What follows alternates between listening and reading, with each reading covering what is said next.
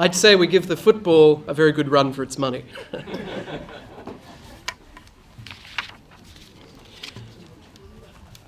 Ladies and gentlemen, I now have the distinct pleasure of introducing to you all one of Australia's foremost individuals.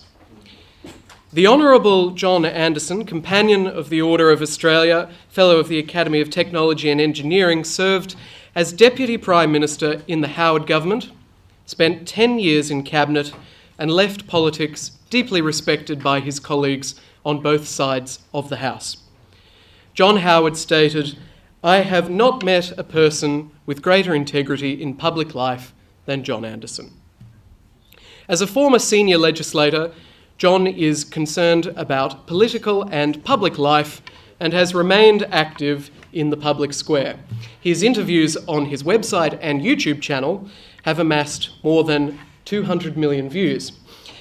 As important as good policy is, John, who is a founding member of the Alliance for Responsible Citizenship, which some of you may have heard of, now sees cultural breakdown as the biggest challenge of our time. Ladies and gentlemen, to present the 2025 keynote oration of this national conference, would you please give a very warm welcome to Mr. John Anderson. Thank you very much. Handpapers, okay? Yeah. Until we get it working. Yeah, thanks, John. I hate Don't have to use that.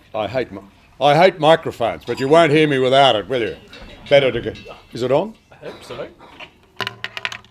Let's see if we can get set up. No. All right, I'll go handheld. Can you hear me down the back? I know I've told it a million times before, but I always like to know. I was once out in the little tin hall at Garrah. I'm sorry if you've heard me tell this yarn.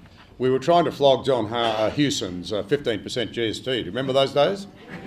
Now, Garrah's right out of what was the western plains of my electorate of Gwydir, which no longer exists. And one of those rolling storms just on dark across the black soil plains, lightning everywhere, it was all very spectacular, and down came the rain, drowning out my thoroughly engaging discussion of the GST. And I realised that people mightn't be able to hear me, because no lining on the roof out in the Garrah Hall. And I yelled out to a fellow I knew down the back through the gloom, "Hey Jimmy, can you hear me?" And he shot back without hesitation, "I can, but in view of what you're telling me, I'd like to change places with someone who can't." And we duly lost the election. So there it is. Alexander, thank you for your kind introduction. Things have come to a pretty pass when you need to hear from a broken down old wheat cocky who basically left the Parliament now 18 years ago and in all sincerity just wanted to be put out to pasture. I really did, but felt very restless, particularly after the GFC, about the lack of government response and the lack of community willingness to fix the mess of the GFC and to hand it on to our children, because that's what we've done. I kind of got involved again, and the rest is history. I stumbled into the podcasting world, literally, and found there was an appetite for long-form conversations. And amazingly, we've amassed nearly 750,000 subscribers. Actually, it's around 300 million now, downloads. But Alexander, to you and to your national chairman, Philip, I think I saw on the way in, I was talking to Lou O'Brien briefly, Bev MacArthur. I see Jacinta with Colin down there. Great to see you. And who have I missed from those who are brave enough and silly enough to still serve in the parliaments of the country? Bev down here. I would never be brave enough not to mention Bev. Bev comes from Melbourne. We had dinner together down there 2 weeks ago. I walked one block along Little Collins Street up to Spring Street and there were 7 people sleeping rough. That's not the Australia that I knew. What on earth is happening? There's much to be worried about. Friends, one and all, it's terrific to be with you. And I thought I'd just make some remarks this morning around the theme that if it ain't broken, don't fix it. And it sounds like a sort of lazy, let's just ignore something that doesn't need our immediate attention. I want to tell you as a farmer, it's far more important than that. You go trying to fix something when it's working perfectly well, you'll be distracted from the real issues, and you will weaken the overall operation, not strengthen it. Somehow or other, the ABC, our ABC, recently decided that in order to balance up the Boyle lectures this year, they'd have what Gerard Henderson called a notional conservative. Me.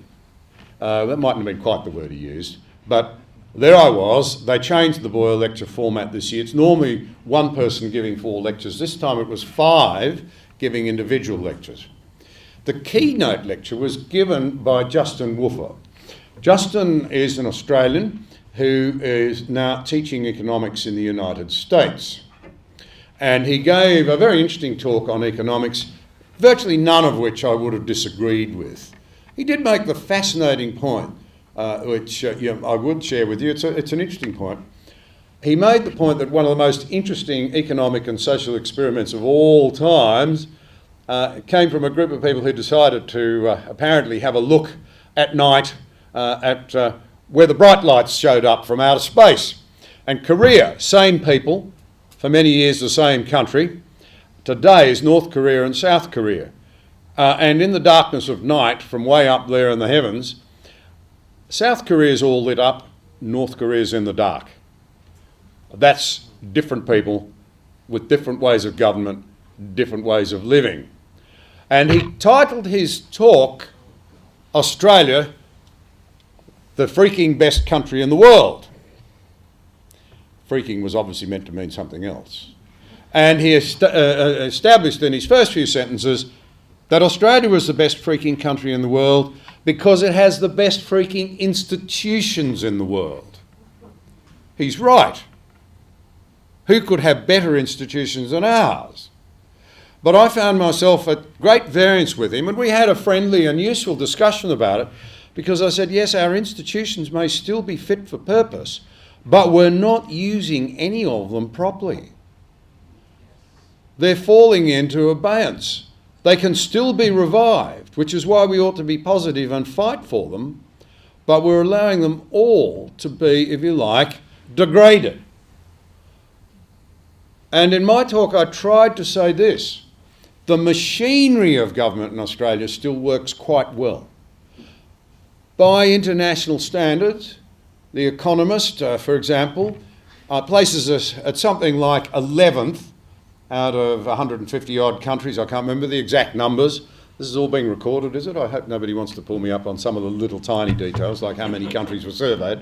But in terms of free elections, in terms of the credibility of the election process, in terms of democracy overall, the machinery is still working quite well. But is the spirit of our democracy in such good shape? And I would argue that it is not.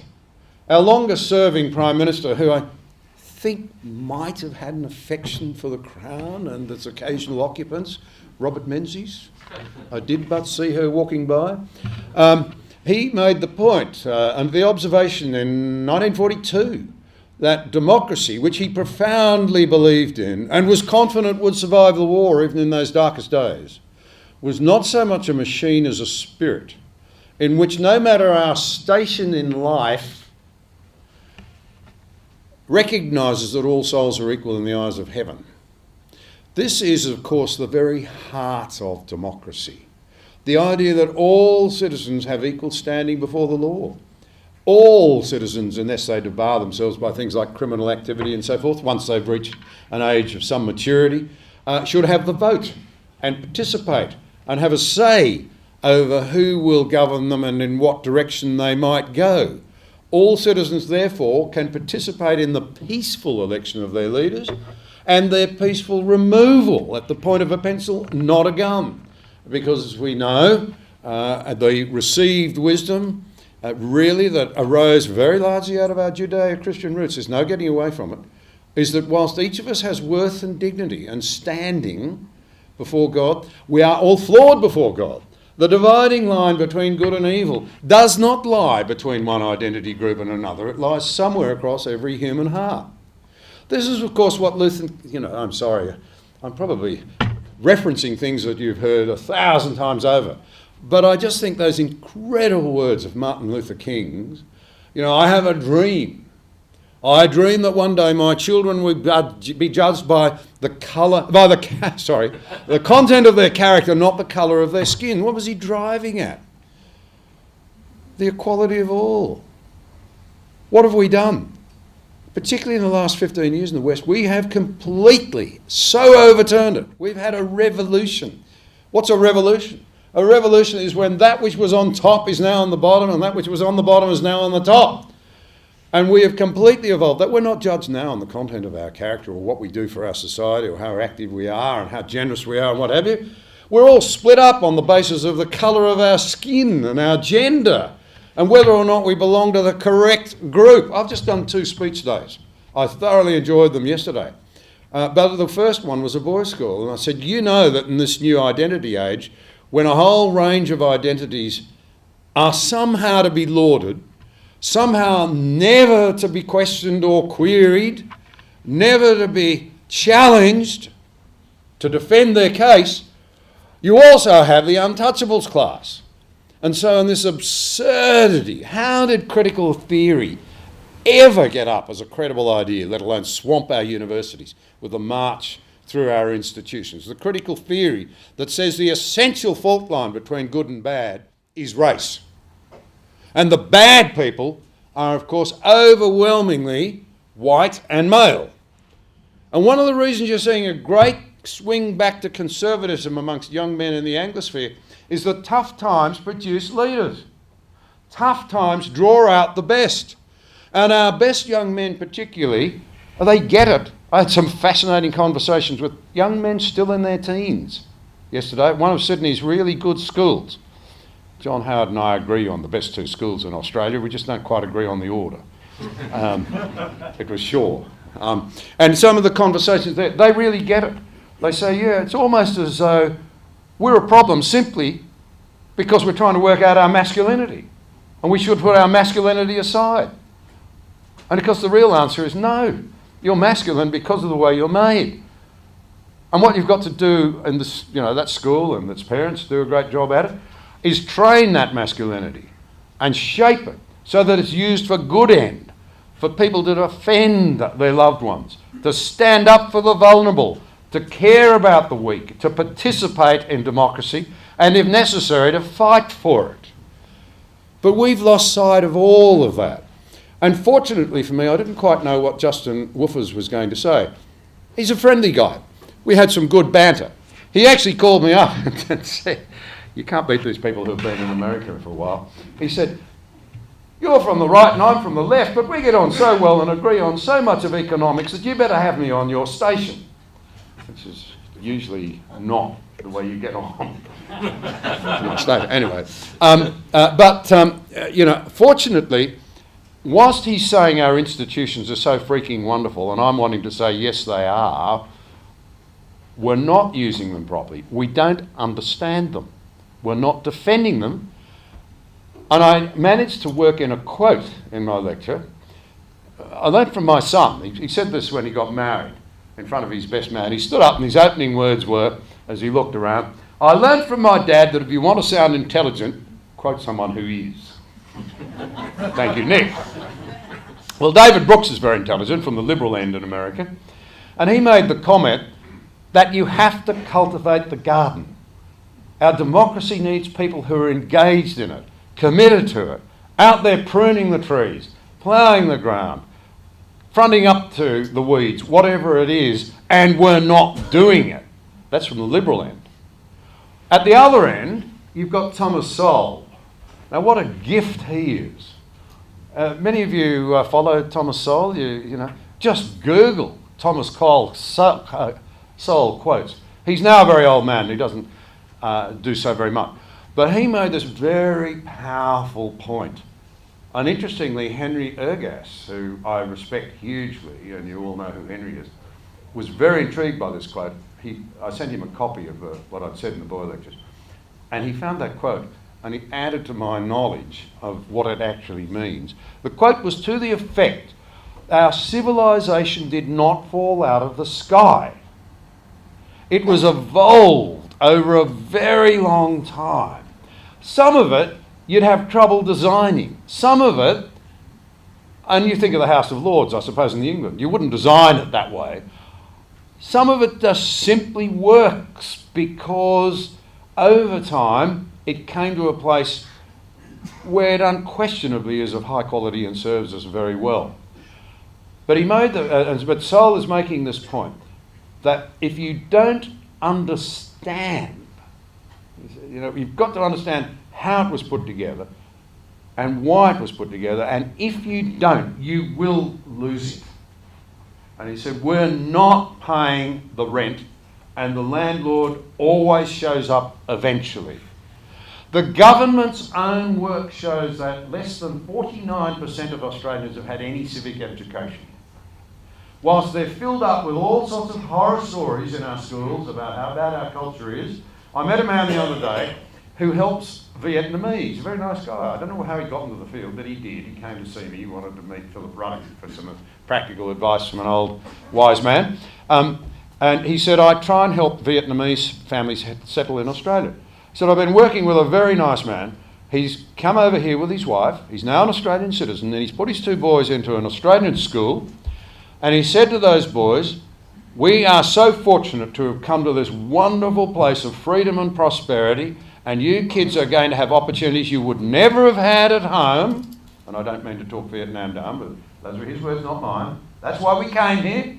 I want you to learn, to work hard, and I want you to understand what's made Australia the wonderful country that we wanted to come to. He's obviously a very articulate fellow, so that you can be part of it. This is Sol's point. Understand it so you can build it up. You can carry it forward. You can hand it on like good steward. You know what happened? Kids started coming home saying, Dad, you've got this all wrong. This isn't a great country. This is an illegitimate place set up by colonial overlords, oppressing others. Really? Well, Thomas Sowell would say we're doomed. So would Os Guinness. Os Guinness is under-recognised in this country. He's from the brewing family, believe it or not. And he has written some 35-odd books. I came to know him as a young man, not him personally. I read his first book, Dust of Death, how we are handing away our heritage in the 1970s. And I was absorbed by the book. It changed my life, actually. But he's written about 34 or 35 cents, and his most recent ones have been about our civilisational moment.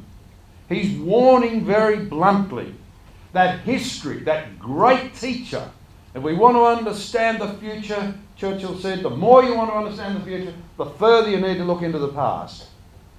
And Guinness makes the point, you can identify 20 to 25 civilisations down through the ages.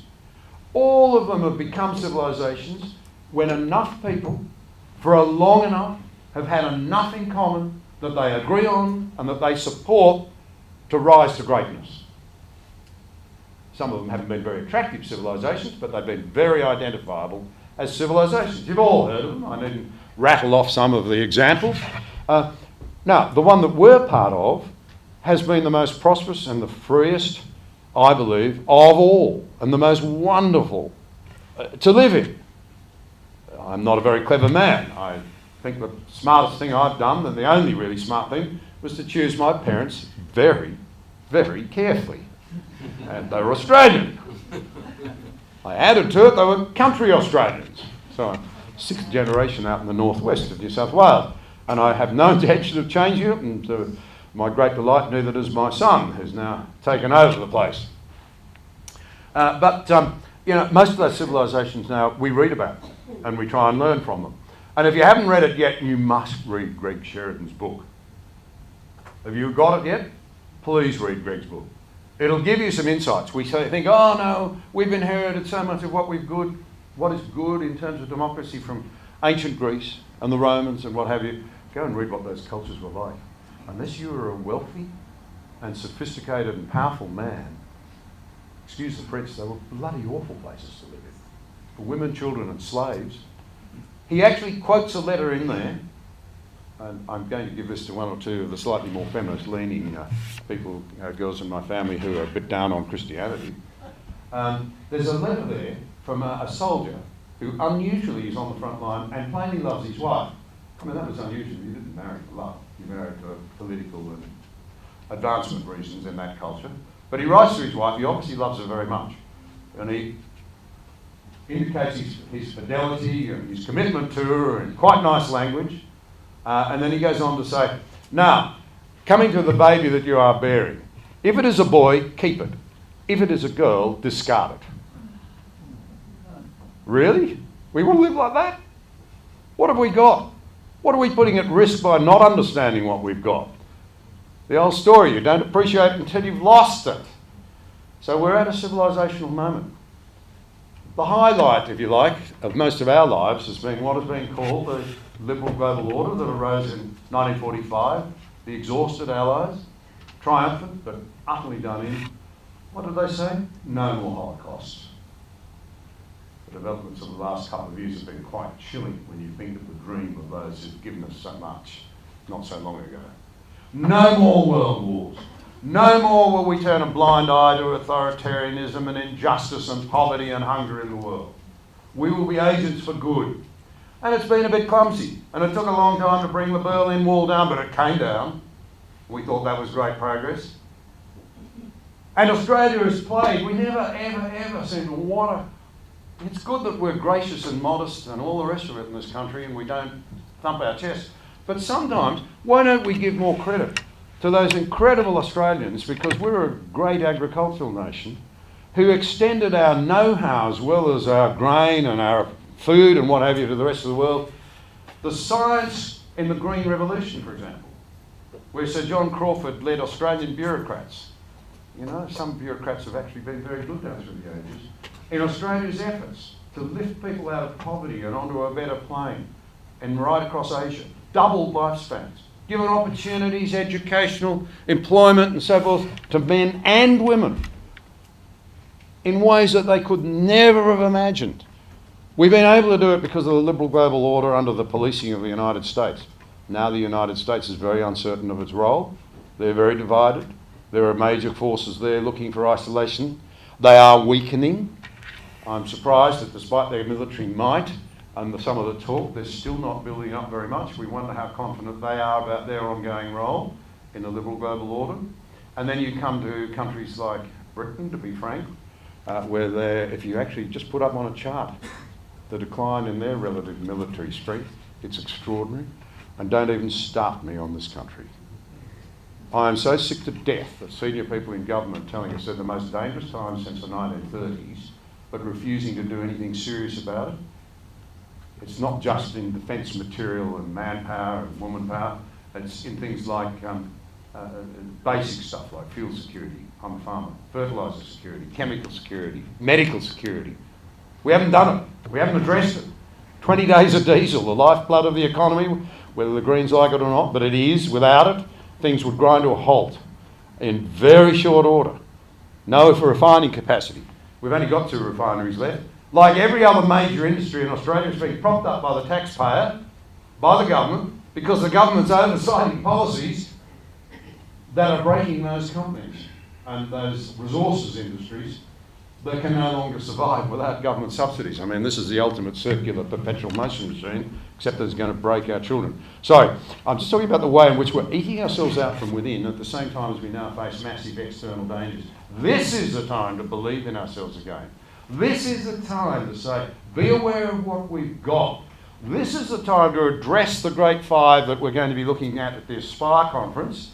It's invitation only, but you're all welcome. So just let us know if anybody is interested and hasn't had an invitation. 24th, 25th of February. Very similar to ARC. It's ARC in Australia, if I can put it that way. That's what it is, but we're going to do it Australia's way. And we're going to cover defence, because ARC doesn't normally do defence. So we will be our story. I've just given you some of the headline reasons of why it matters.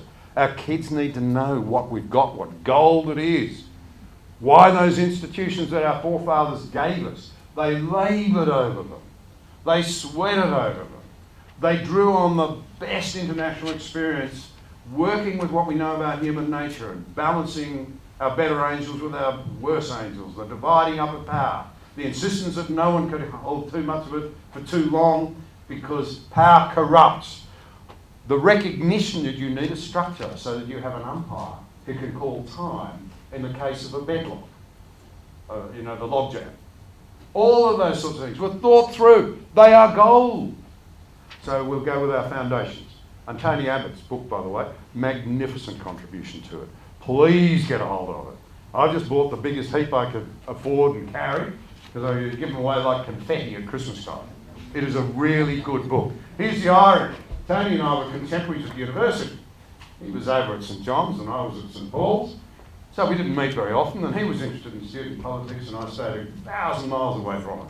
The only time I ever participated in student politics was in November 1975. I went along to the big rally to insist that the SRC not give the Whitlam government $300 of our union fee money, because I'm a lifetime member of a union. Did you know that? The University of Sydney Union. I thought someone was going to clap. And we won. We won. That was the only time I was involved. It was Andrew, he was, of course, with Greg Sheridan, very involved. But here's the irony. I think he did economics. I must question him about his knowledge of economics one day. And I'm the one with the masters in Australian history, but he's the one that's written the utterly brilliant book. So I thoroughly commend it to you. We will then move on to why are our kids so anxious and so depressed? And Erica Commissar, who is the global expert in this area, will be explaining to us that if you really, really want to drive home your great advantage in the mess in this country, go down the Prime Minister's road of universal state-funded childcare. And I'll come back in 10 years' time and tell you why you've got an even worse crisis with anxiety and depression and lostness in you young people. We have to face the reality. We've got it wrong. Like we've made a blunder with screens and our kids, we're making another blunder, not recognising what nearly every mum knows, the first 3 years.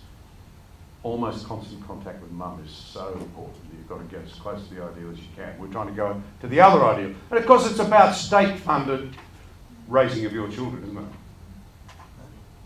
Who do the kids belong to? You can feel this tendency from the left all the time.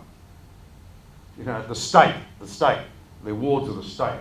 No, government should be a function of the people, not the other way around.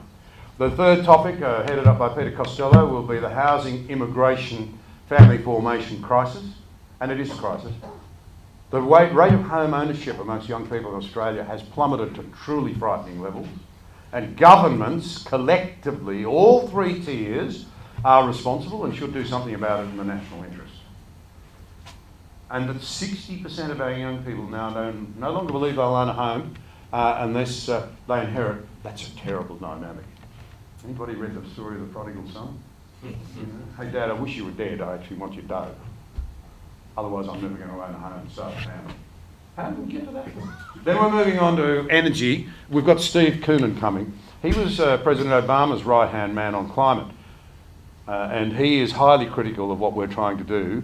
He, like Bill Gates, very interesting, isn't it, from the left, is saying that if we turn ourselves inside out and impoverish ourselves, we're not going to make any difference to the climate. We won't have the money then to adjust, to adapt. And Australia has no choice. We will have to adapt to whatever's coming, whatever it is. How do we know that? The chief scientist, Alan Finkel, told us nothing we do is going to make any difference. And then we've got defence, where we'll be talking about supply chain, cyber, and actual defence. Neil Ferguson will be beaming in with a message for us, and we'll take that theme up. So those are the real issues. I'm a farmer. If I want to then divert my attention to fixing something that is not broke, to a part of our institutional landscape that is still fully functional, and it's got nothing to do with the occasional office holder either, can I say that? After the 1999 referendum, Julia and I found ourselves in England for the centenary celebration, Federation celebration. And my office contacted then Prince Charles's office to see whether we could meet up and have a chat about his countryside trust, because I was interested in trying to support some Australians trying to do the same thing. And the Prince responded immediately. We got an email straight back in the early days of emails. Please come to Highgrove, such and such a day, such and such a time. And so down Julia and I went, and it was fascinating. I've got to tell you, it was very, very interesting. But he did raise with me, and I don't think I'm breaking any sensitivities here or being disrespectful. It was just after the referendum. And he looked me straight in the eye and he said, now, my critics are suggesting that perhaps the Australian people voted the way they did out of affection for mother. And I can understand that. But I'm wondering whether, if they don't perceive me quite so nicely, they might change their mind. And I made the obvious point to him, it's about the office, it's about the structures, it's not about the occasional holder of that position. I meant him no disrespect in saying that, but we have to be able to differentiate. The arguments centre on the utility of the institutions that have been set up over so long, as I see it.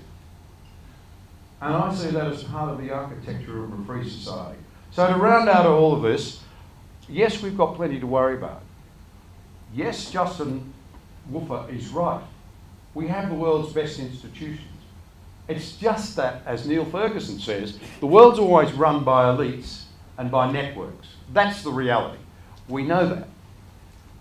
Our problem is that we've got the wrong elites and the wrong networks. Nothing wrong with the institutions. We still have our schools. We still have our parliaments. We've got our courts. We've got our universities.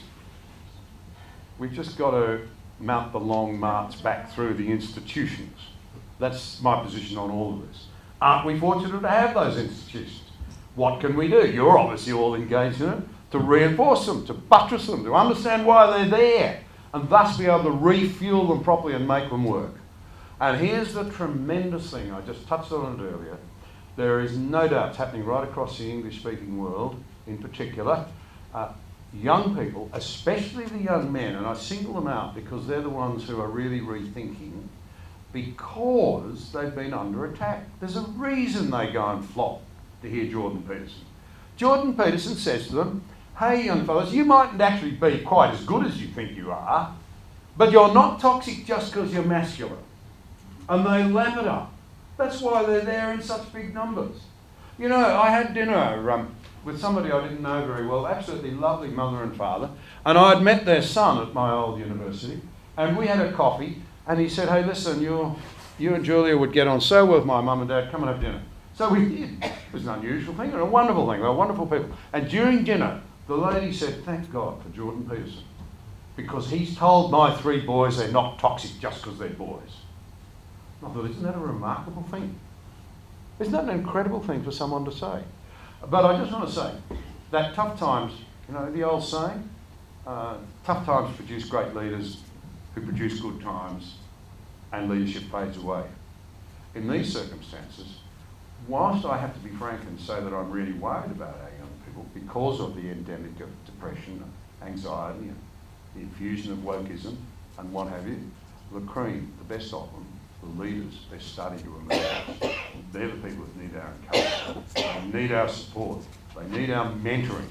Above all, they need us to believe in them, because our culture hasn't been believing in them, and yet our culture is going to depend upon them to pick up the mantle, to pick up the ball, and run hard again towards the try line. We are so fortunate in this country. We really are. We have to reinvigorate our institutions. Congratulations for what you do, and all the best with it.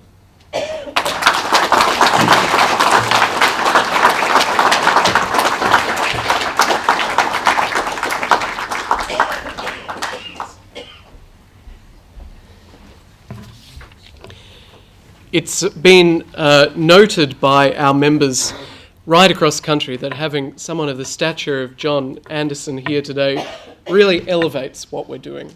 So, John, thank you so much.